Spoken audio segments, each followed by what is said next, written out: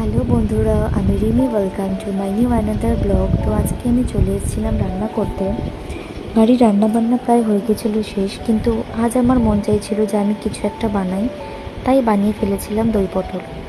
তোমরা ভিডিওটা দেখে অবশ্যই জানিও যে তোমরা কারা কারা দই পটল খেতে পছন্দ করো। আর আমার যদিও বরাবরের মতনই আমি দই পটল খেতে পছন্দ করি।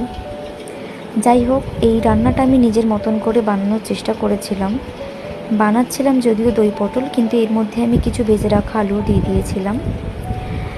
যাই হোক, একটা কথা না বললেই না, নিজে রান্না করেছি বলে বলছি না, মানে আলটিমেটলি যখন আমি এই দই পটলটা বানিয়ে গরম ভাতের সাথে খেলাম, এতটাই টেস্টি লাগছিল যে আমি বিশ্বাস করতে পারছিলাম না যে এই রান্নাটা, এত সুন্দর একটা রান্না আমার দ্বারা তৈরি হয়েছে।